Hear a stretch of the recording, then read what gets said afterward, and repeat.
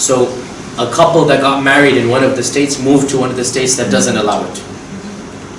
So they're not being allowed health benefits and whatnot. So they have taken it to the Supreme Court. Right now, as we speak, the Supreme Court is looking into it.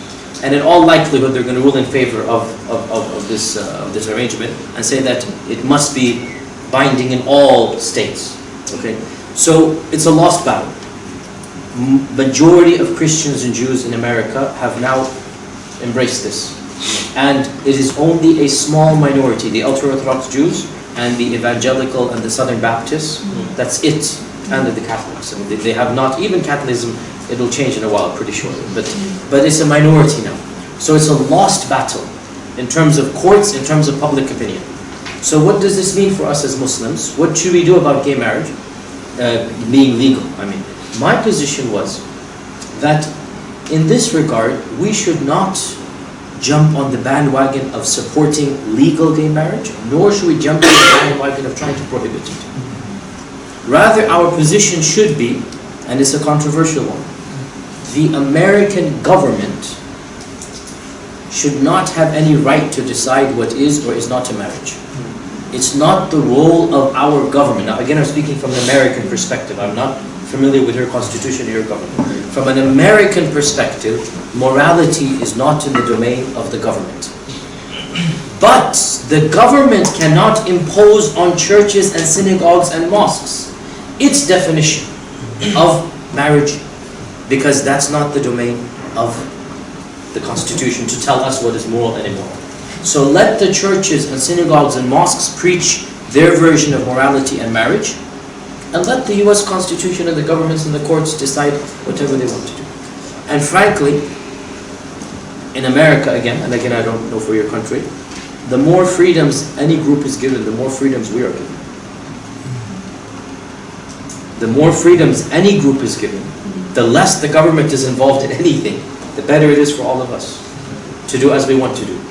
Therefore, in some ways, it is helpful for the American Muslims to ally with the LGBT community, believe it or not. And this has caused me a lot of problems in my circles to say this, right? In political issues, honestly, those people are of the most understanding of our plight and the most supportive of campaigning against Islamophobia, and the most powerful, because they had the same issues in the 80s and they overcame it, and they're very sympathetic to our plight.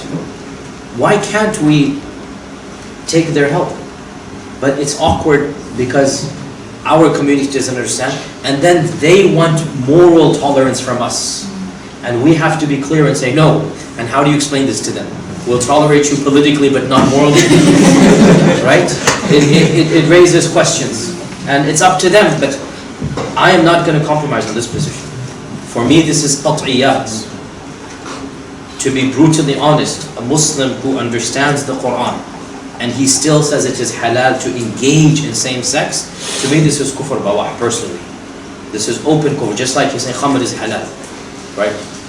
If he says riba is halal, and he knows Allah says in the Quran, أَحَلَّ اللَّهُ الْبَيْعَ وَحَرَّمَ الرِّبَى, and he says riba is halal, to me there is no ta'wil over here, right? In my humble opinion, the evidences of Qawm Lut are just as qat'i, and that's why there's never been any ikhtilaf in this regard. So we have to have that red line in this regard. How do we teach our children?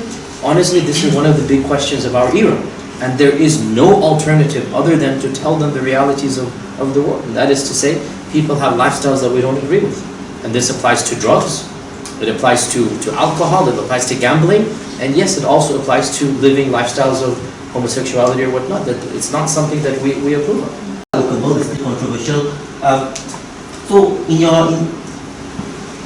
what do you think? So, do you think that as a Muslim, liberal democracy is the way forward? Is something that we can accept? No, but see, here's my point. I clearly said, in my opinion, I was asked this. There were a number of states that had voting for LGBT. California, Proposition 8, famous example, last year or something. And I got calls from California. What should we do? Should we vote or not? And the majority of ulama said you should vote to ban it. I was one of the few that said no, you shouldn't. Don't try to go become their enemies, because it's actually going to harm you in the long run. But then neither, in my opinion, should you vote for it. because that is your tacit moral approval of something that is clearly against the Sharia. There will always be large pockets, I would say the majority, who cannot distinguish between politics and morality. So in America, from my understanding and opinion, we need to tell our larger Muslim community that whether you like it or not, you are living in a secular democracy.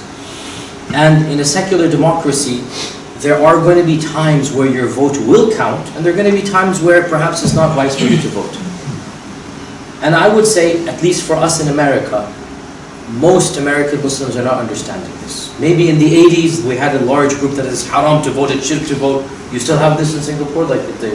No, that's gone now. So in the 80s in America, we had this movement that it is shirk to vote. And if you vote, then this is like kufr to do so. In England, it's still powerful, by the way. They still have this over there. But alhamdulillah, in America, by and large, it's moved on from that. And I think it's pretty obvious. I mean, the majority of ulama of our times, in fact, I don't know of any reputable alim who holds this hardcore fanatical view. It's the reality that you have to live.